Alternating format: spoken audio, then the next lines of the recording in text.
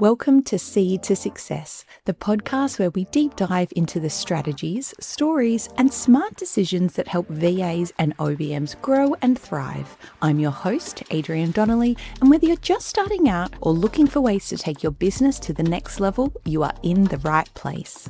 This episode is proudly sponsored by Ready to Boss Legal.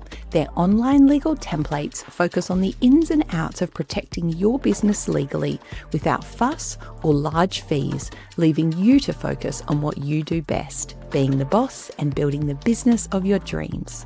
As a listener of the podcast, you will receive 10% off any templates through Ready to Boss Legal. Just use SEED10 upon checkout. That's SEED10 for a 10% discount. Now let's get into today's conversation. Welcome back to another episode of the podcast. I am very excited to be joined by Laurissa from HealthPoint VA today because I think this is going to be a really important conversation. So welcome to the podcast. Thanks so much. Lovely to be here. So you are one of our amazing Inner Circle members. For those that aren't familiar, the Inner Circle is our membership within the Seed VA world here. And ever since you joined, you have been such an active member. You shared so much about yourself and your world and what happens in your world. And I want to dive into a lot of that today. But let's start understanding from you, Laurissa, how you came to find out about the VA industry and the VA world itself. Yeah, so I, prior to starting my business, actually worked for a virtual services reception business for almost 10 years. And that was more phone based. And I had actually not really heard of virtual assistants until I came across an ad on Facebook for it. And I thought, you know what, it's time for me to make that transition to do something for myself, start something myself. It was very scary and I didn't know if it was something that I would be able to do, but I really took that jump and thought, yep, this is something I want to do. It's something for me and something for my future. But yeah, prior to that, I'd never actually heard of VA, even though I worked within virtual services and had worked from home for almost a decade, but I'd never actually heard of a VA prior to that. Interesting. And when was that you started HealthPoint VA? So it was June of 2023, so close to 3 years now. Amazing. And you work now specifically with allied health professionals. When you started, did you work, do you chose that niche straight off the bat, or is that something that more evolved as you got into the business itself? I went straight into allied health. I think because most of our clients within my previous job were actually allied health.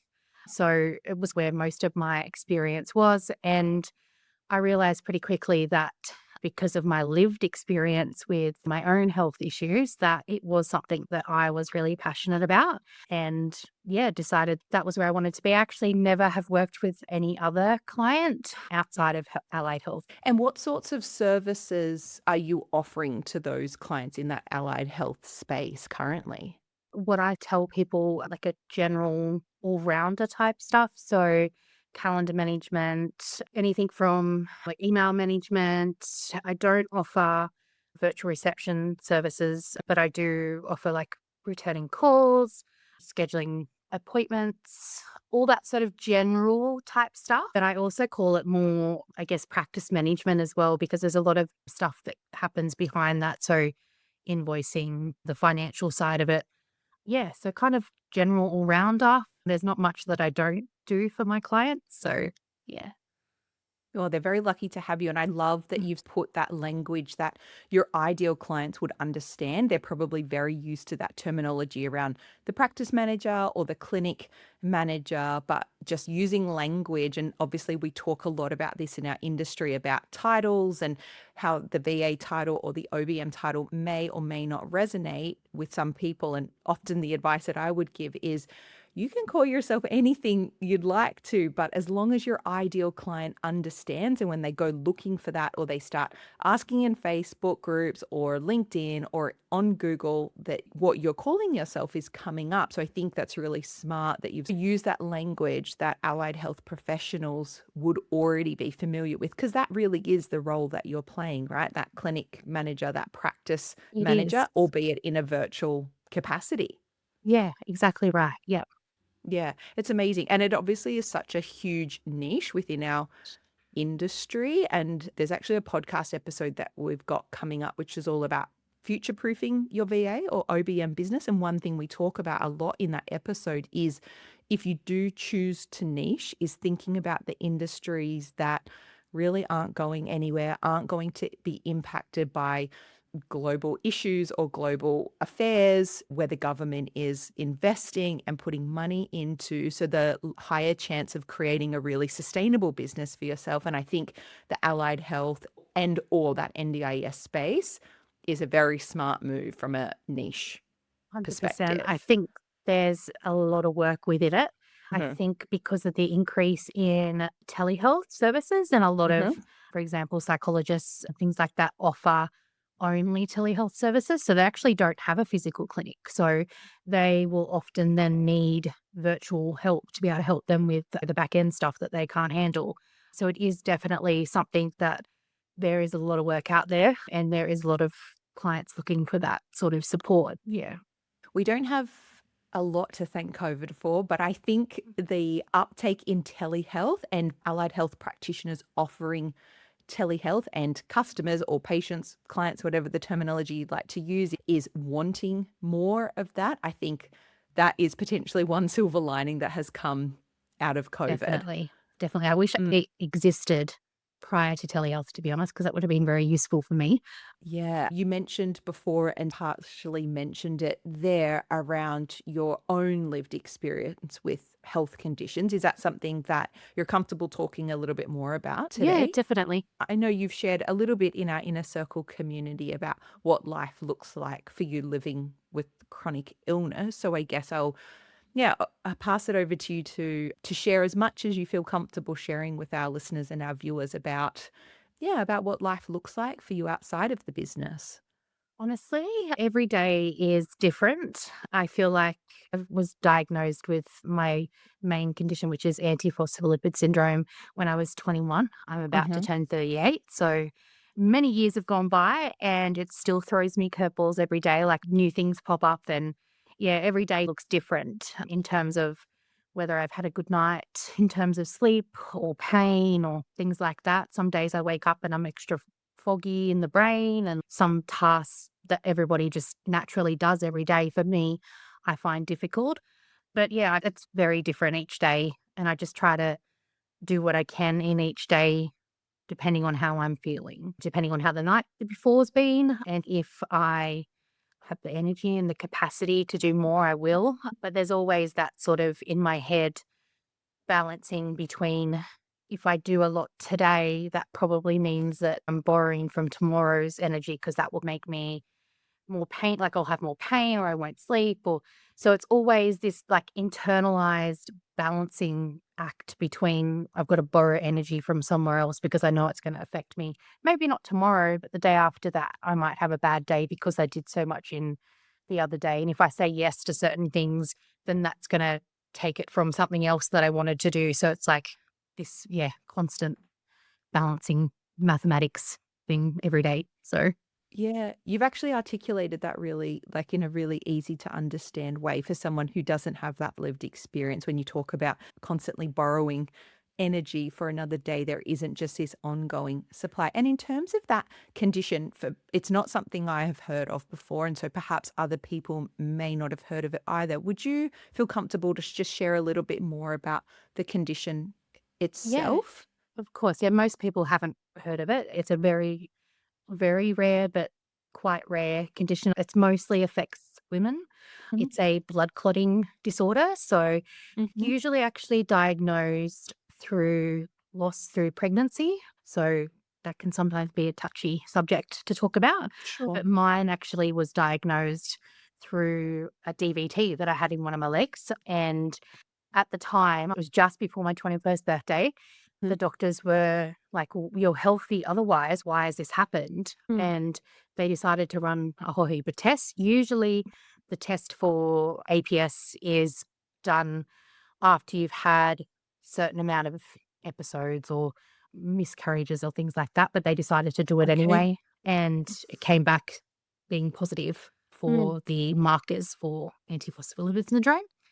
And Yeah, so it's mostly affected me. I have had miscarriages in the past, but mostly in other ways. I've had strokes, arterial clots in my leg. So I've had two stenting surgeries for a clot that's in my artery, my popliteal artery in my leg, which is still not fixed. I only had a surgery. The last one was in February of last year Mm. and it's clotted again. But it gets to the point where, because I have these clotting and bleeding issues, that surgeries for me are difficult because everything has Mm. to align in terms of I have to go off medication. If I go off medication, then there's this increased risk of me clotting again. So it's very complicated. And yeah, so that's basically how it's affected me. But I know that there are other people out there who haven't actually had any blood clots. Preeclampsia is a really common thing for people who have APS. And funnily enough, it's not, they don't say it's genetic, but there is Mhm. like a link. For example, my younger sister has the antibodies for it. However, she's had two children and never had any blood clots, didn't have any issues with her pregnancies, but she was, because she knew that she had the antibodies, she was on anticoagulation throughout her pregnancy. So we don't know whether that Mhm. was part of the reason why she didn't, but thank God she didn't. But yeah, my mum has never had any episode. It's bizarre that my sister also has the antibodies, but yeah, Mm. they don't say it's genetic, but I don't think there's a lot of research into that as yet. So yeah. Thank you for sharing, and I'm extremely sorry to hear of the loss that you and your partner have had to go through, but very much appreciate how open and vulnerable you've been with sharing with me and those that are tuning in to the episode I today always to help us feel, to understand. Yeah. yeah, that talking about it is the best way to then eventually have more knowledge about these sort of things. Yes. So I'm always an open book, always happy to answer questions. I have a lot of my Mm. own questions that may not ever be answered about myself and how it's affected me and what my life's been like. But yeah, Mm. definitely an open book and always happy to talk about stuff because that's how you get more information, right? True. And it's how we raise awareness of these conditions that other people are living with, people that are close to us in our business communities as you and I are together, but in our homes, in our, other communities and families and friend groups that we're a part of. You are clearly extremely passionate about raising awareness for this. Do you want to share a bit about the work that you do outside of your business, HealthPoint VA? And it's worth mentioning all of Laurissa's information will be in the episode description. So if this is, as Laurissa said, something you would like to talk about more, you'll be able to be able to share your information with everyone. But do you want to talk a little bit about the work that you do outside of HealthPoint? And I do want to chat to you about how you manage a business and these illnesses, because I watch from afar. We've obviously not had a chance to meet in person before, but I watch with great admiration for what you do to run a successful business, but also how much you give of yourself to raise awareness online for others. So if you want to Yeah. share a little bit more about that work with the hub. Yeah, sure. So I have created something called the Spoonie Support Hub, to me explaining about the energy and borrowing it from different ways, from different days. That's actually the concept behind a spoonie. So if anyone's out there that doesn't really know what spoonie is or what that means, that's how people in the chronic illness area community Hmm. explain their energy levels. So they have a certain amount of spoons. And if, for example, they go for a walk, then that takes away one spoon. So that means if they had five, they've only got four left for the rest of the day. So it's another way to work out your energy. I Hmm. don't know who came up with it, but I like it. It's cute. And it was something that I learned within one of the communities that I was in on Facebook when I was first diagnosed. And I just run with it since then. And it's pretty cool. So the Spinny Support Hub was something that I decided to create actually probably about November or so last year, because I actually went through. So, with being chronically ill as well, a lot of chronic illness people will have been through certain things where they've been dismissed or just different types of things within doctors, supports, that sort of area. I was experiencing something that I hadn't experienced before. I was having like these really intense deja vu episodes that were making me nauseous. I would forget where I was. It was something I'd never experienced prior to this, I actually went to my GP who I'd been seeing for years and said to him, Mm. this is what's happening. It's really scary. It had been going on for about 2 months and I was too scared. I thought I was imagining it. I thought I was going crazy. So when I Sure. spoke to my GP, he was like, well, that's not even a thing. Like, you're just imagining it. And I'm like, and I left and then thought, no, I'm going to have to find a new doctor because it still keeps Yep. happening. It's happening multiple times a day. It's getting worse. Decided through a friend of a friend referral to another GP who hadn't actually seen him, but it was like a recommendation because it's so hard to get into doctors and even GPs now it's hard. Mm. Went to see him and was told by him, or like it's too complex. Like I don't really have the capacity to take on new patients. My current patients are my priority, and it I zoomed out in the appointment and my partner was with me and I just said, like, what am I kind of know what to do. I don't know where to turn. I don't know Yeah. who to trust. This is really scary. And then another friend of mine who has multiple chronic illnesses, who actually met Mhm. on Instagram, who's a social worker, said to me, look, I've got a really, really great GP. She's probably a little bit far away from you, but Mhm. if you're willing to try, like, I'm happy to give you her details. She's great. She loves complex things. That's her thing. Mhm. So with that, I ended up booking an appointment, had to wait. It's like this whole period was about 6 months and these were still Wow. happening, these episodes. So scary. Finally, yeah, got into this appointment with this new GP who is brilliant. I absolutely love her. She's fantastic. Told her like what was happening. And straight away she said to me, you're having seizures. That's classic temporal lobe epilepsy. She goes, I'll refer you to a neurologist, but in the meantime, we'll go and have an MRI, do all these other tests while you wait to see the neurologist because it was a while to wait to get in. And this neurologist specializes in epilepsy and this sort of thing. And he said straight away, yeah, I can tell you now your GP is spot on.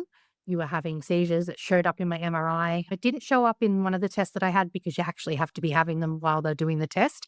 And of course, it Okay. didn't happen while having the Sure. test, but it showed up in my MRI like little spots on my brain from them because it causes damage to your brain when you Yes. have them. Yes. So the longer it goes on, the worse it gets. So with that, I thought, that why is there not a way to find supports that are actually the supports that you need and actually that don't waste time because there's all these just Mhm. doesn't add to trauma. I've got a lot of medical trauma from years of this. This Sure. isn't the first time it's happened. And I thought, why is there no verified directory where you can search for the type of support you're after? So it's not just doctors, it's other allied health, also Mhm. like venues and things like that that have accessible for disabled people. So it's ramps, things like that. There should be somewhere that's actually, and they're actually vetted and verified that they do take on new patients because the amount of places I've called that said, oh, we don't do that, we don't help, we don't look in that area, etc. And I thought this has got to be a better way to be able to find support because it's hard enough as it is. It's exhausting. Can't always trust what you Google. And, like friends' referrals is great, but they also don't always pan out either. And it's so individual to your Yeah. health, right? Like even with the best intended recommendations or referrals, it's still going to be very specific to your whole health picture, Yeah, I guess. exactly. Yeah. Yeah. So that was the reasoning behind my idea to start that. And then I remember having that idea and thinking, oh, well, like, where do I start? I don't know how to, Mm. I've got this great idea and where do I start from here? And then it all just fell into place. But yeah, that's the reason behind that, to have these providers that there is what helped me come up with it. There's a clothing brand, I believe it is, that they have a shareable like Google Sheets thing that people can actually add their own size inclusive brands and things like that to it. So you can like just anyone can edit it. And I'm like, that's not what I want because I want the people who are listed to actually be verified, and I don't just Mm. want anyone to be able to add whoever they want to it. It has to be done Yes. in a right way. So it eliminates the whole idea is to eliminate that mental and cognitive load that comes with having to find and look around for your own support. And so I remember when we first met and we did a mentoring session together and we were looking at that clothing website and you were showing me the example. And gosh, that was many months ago now. In terms of the Spoonie Support Hub, how does that look now, say 6 months down the track, and how are those ideas and resources and directories evolving? So it is in development at the moment. It's looking like the actual directory part of it will be launched probably, I want to say, the beginning or halfway through May now. It has Hmm. been delayed a little bit just because of things pop up. And again, with chronic illness with me, it's hard to stick to those sort of deadlines. And Mm, my website developers has been great because it's not something I can do myself. There's no way I could have designed it in the way that she has and made sure that it's all proper and all of that. The idea was as well, along with the directory, to have a community of sorts as well that people can join. So that will definitely be part of it as well, but probably down the line. I've mhm. already got providers ready to have their details listed. It'll have their profiles, information on how to book, all that.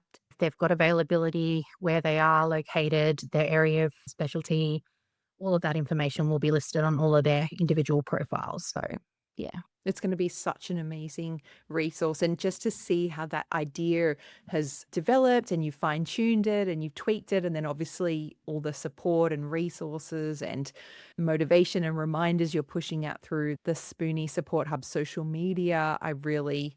It obviously is such a required and necessary resource that you are investing your own time and money and energy into. I think it's going to be such an amazing Yeah, resource. it is a very full on process. And Mm. yes, I am obviously funding it myself. And as I said, there's no way I could have done it myself. It would have been ideal if I could, but I couldn't. And there's Yeah. obviously money that you have to pay for this sort of thing for it to be done properly.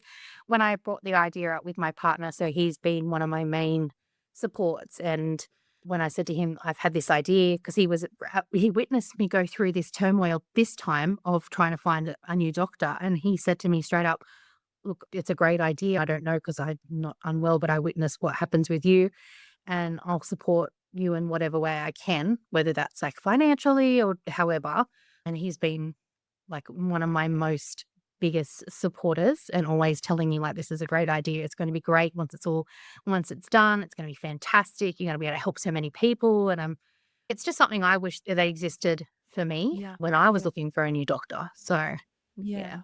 He's a good egg. And yes, that's often how so many businesses come to be, right? Especially in those places where there's families or individuals that are looking, especially within the health system, for specific support and it doesn't exist. And if they have the time and the resources to be able to create something that they wish, and so that those that come after them, life is made a little bit easier or a lot easier. I think that's a very common story of how these sorts of businesses or hubs resources come to be.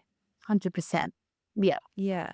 I want to talk a little bit about how you manage the business, HealthPoint VA, whilst also managing your health. And you spoke a little bit about it before, because I think it will be important for someone who may be listening or watching who has recently or some time ago received a diagnosis that does impact how they function on a daily basis, that may have otherwise thought that running a business is not an option for them because of a diagnosis or a condition or an illness. And I think you have a really great perspective on how it is possible. So, are there any things that you have learned now, almost 3 years into the business, around how you manage a client facing business as opposed to a product based business where there's shelves worth of products and they can just get shipped out the door and aren't so heavily reliant on you? And your business now, the business is reliant on you to be able to deliver those services to your client. Are there any things that you have learned that may be useful to someone else listening around how to manage that fluctuating day to day impact of the chronic illness and running a client facing business or a service based business? Yeah, so look, it's not easy. I'm not going to sugarcoat it and say that it's easy peasy and I just fly through it and loving Yeah. life. I'm like, as I said, each day is different. But I must say, so years since I was diagnosed, I went through so many employment roles that were me trying to work full time hours, travel to the city, all of that. And it was so hard. I Mhm. tried because that was all I thought I could do back then. And a lot of my employers at the time, I was not honest with them about my illness because of the Mhm. stigma around it. And it always When I was actually honest about it, it would then seriously end in me them telling me that I was no longer needed, or like there was a liability.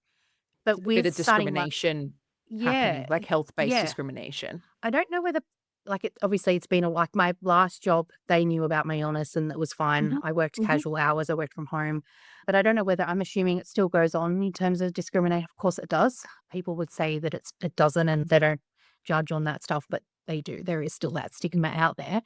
But Mm. I feel since I started my own business, it's the first time I was thinking about this morning in my adult life where I'm able to be who I am, be honest about Mm. my health, be honest about my life and how it affects me, and still be able to earn an income. And Yeah. my clients, I'm honest with them about, they know within my discovery calls about, and obviously they see it on my social media as well. So Sure. they Yeah. know that I have a chronic illness, and they know most of them have actually got their own health and their own chronic health conditions. There seems to be Ah. a lot of them are neurodivergent as well. So Mhm. there's that understanding already, their own lived experience, and being able to share that mutual understanding has really helped. I Wow. would say the best thing is to be honest, which is Yeah. funny because I spent so many years hiding it, but it was because I felt like I had no other choice. But Sure. this is the first time in my adult life I'm able to be me and be honest about my challenges in my life. In terms of managing my business and my work, that's still something I'm learning like every day because, again, like capacity fluctuates every day. I preach that a lot with on my social media as well with my clients. I get it. It happens. Some days I'm really good and I can achieve a lot, and other days getting up and checking emails is like my what I can do for that day. But as I Mm. said, if you're honest with them about that and they're aware of your capacity, they understand. Most of them have got their own lived experience with it as well. But yeah, I feel like it's the first time in my life I'm able to be me and not have to feel ashamed of that. And yeah, that's probably what I would say would be the best thing about it. Managing it all is something I'm still learning every day. And I feel like that's okay because that's part of life. I Mm. don't pretend that I know it all. And it's just getting around it each day, managing the best I can. I try to break my day up quite a bit so I'm able to rest. Some days workload again fluctuates, so I can't rest as much, but then the Mhm. next day it's different again. So there's that flexibility around it, which makes it easier to manage appointments and things like that. But yeah, definitely always feel like if you're honest with your clients, then that helps as well. And how have you found clients with lived experience, or maybe even someone in their community, a loved one, someone in their household that has lived experience, versus people where this is quite foreign to them, how they respond to you, whether it's your availability, your establishing boundaries with how you work? Do you find a difference between those that have some sort of lived experience, either themselves or a partner, a child, a parent? There is a difference. Luckily for me, though, most of my clients have either, as you said, got their own lived experience or have a family Mm. member that has that. So there's that level of understanding already. Mm. However, they are also running a business. Sure. So there's that sort of, again, boundary and Yep. not wanting to underdeliver of what you've agreed to, or, I'm still supporting them to run their business. So if they're also themselves unwell and have gotten help from me because they can't handle it all themselves. But there's still that level of understanding there. So I've not really Mm. had any sort of issues around that. Most of them have always been really good. I still do what I need to do for them. Yeah. As I said, the biggest thing is just communication and Yeah. honesty around. Mm. Most of them will be okay with if you can't complete something because you're unwell, or as long as it's communicated to them. And I think you mentioned at the start of the episode around the services that you offer and being really, I guess, strategic with what you choose to offer and not offer. So you mentioned not offering virtual reception, which is something you could absolutely do and something that potentially your clients would jump at. But given how your day changes, then it's almost like by doing that, you could potentially set yourself up for failure because delivering that service would be difficult. So making those smart decisions around the services, but also working with people in the health space that have an a general interest and understanding of health conditions and I guess a understanding of what life might look like for you, because they could be supporting clients or patients with that sort of thing. So making those smart decisions, I think, is something you've done incredibly well to set your business up for success and sustainability, and not going, well, I've got to do this for everyone, but realistically, I'm actually not going to be able to do this service and a portion Yeah. of the week if I'm needing to rest. Yeah, exactly. So there's a huge market out there for virtual reception services, especially for allied health. I Hmm. see a lot of posts and things like that for people Yep. looking for virtual reception. And I did that for 10 years, but I did it like for another business and I was working casually. So it wasn't like I was sitting at my desk all day. But that's Yeah. why I don't offer it, because it's restrictive around, again, like as you said, my capacity fluctuating if I'm in pain or unwell. Having to sit at my desk from 9 till 5, for me, I know is unrealistic. I think when I first started my business, I did offer it. And then time's gone on and I've realized, well, it's not something that I can really, it's not sustainable. I can't do it for my Mm. health. I don't want to let my clients down. It's just not something I want to do either anymore. And it's just being realistic about that. And yeah, realizing that it's not something I can maintain, and it doesn't Mm. work to try to do it and then realize that you can no longer do it. It's better just to not offer that as something if you know that you have these other things that pop up that mean that you can't be at your desk for 9 to 5, Monday to Friday. That's why we all started our own businesses, right? To have Mhm. that flexibility and be able Mm. to pick how we wanted to spend our time. And not just because of me not feeling well, but I might have appointments, or but even if I wasn't unwell, like most of us have Yeah. other things going on during the day. Some have children. And so there's that. Yeah. Yeah. I think you made a really beautiful point and articulated it really well, regardless of what the illness is or the condition or the circumstance. The clincher is honesty and communication with our Yeah. clients. And the right clients will be understanding and empathetic to that and be flexible. And the clients that aren't able to understand that, we as VAs or They're not OBMs meant for front you. up, correct, as human beings with all these parts that make us up. And we talk about this a lot in the inner circle, is we're not just fronting up to the desk every day as Adrienne, the business owner, Laurissa, the business owner. We have multiple parts of us that are showing up to run these businesses. And if there's certain clients out there that aren't respectful of that or understanding or empathetic or care, they're not the It's not right meant to client. be. You're right. Totally. I've also been through that, and I guess most of us have. I mean, we've experienced that with from starting our businesses till current day. There's always episodes that you'll go through, periods or seasons, and you'll take on a client and then realize, oh, this is not right for me. We Yeah. don't align. And that's Hmm. okay, because that's just Sure. life. Everyone's not meant for everyone. And I think it's an important thing to realize, and realize that it's okay. And if your boundaries are being crossed, which again has happened to me a few times, Hmm. you can't, it's not okay to just accept that. You've got to be Yep. honest again. If you're honest with people about your boundaries and you say, this is how it is, and then that's not respected, then obviously Mhm. they're not right for you. And it's dating, really. I think, I don't know. Yep. I say You, it if all it's the time. not meant to Yep. be, it's not meant to be. Yeah, we're not all going to be for everyone, and everyone's not going to be for us. I think I need to get that on a t-shirt, the amount of times I've said it. But it is a bit like dating. There could be a client that I have that is just, for whatever reason, just not the right fit for me, but they could be perfect for you. And there could be someone where you're like, I had a discovery call with this person. They are absolutely not my vibe. But for another VA or OBM, they'd be perfect. It's just about finding those. But as you said, when a boundary is established and a boundary then is actively crossed, potentially multiple times, then decisions A need hard to be conversation to have, made. especially It's if very you're a difficult.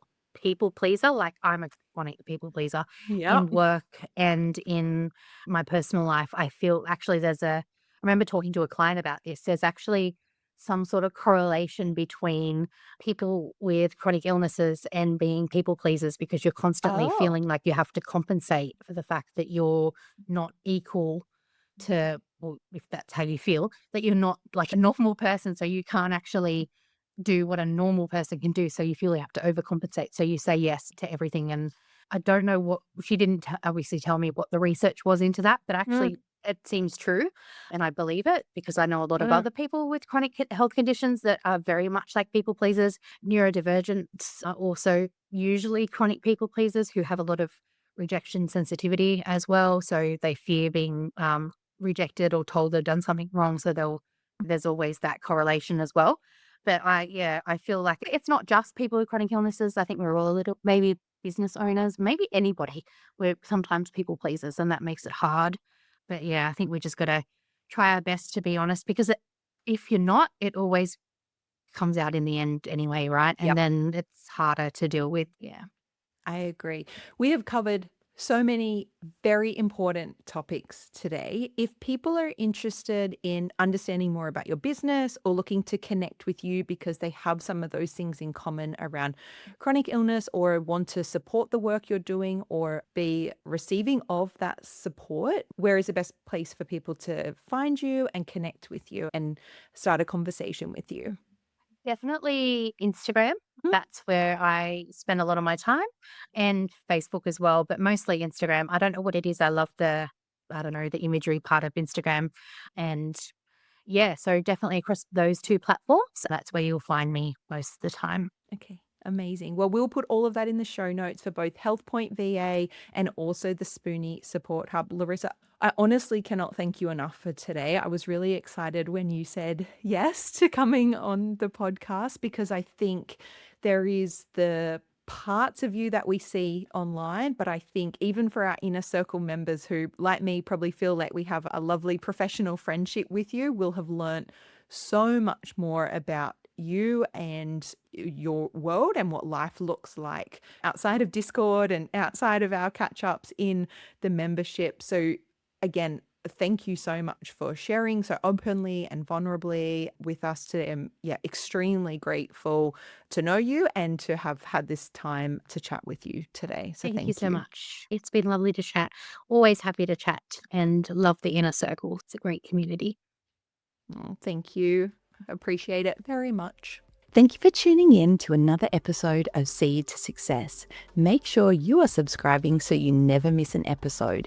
If you know a VA or OBM who might benefit from this conversation, feel free to share it with them. And a big thank you to our episode sponsor, Ready to Boss Legal. Make sure you check out the episode description for a special discount on all their legal templates. Let's chat again soon.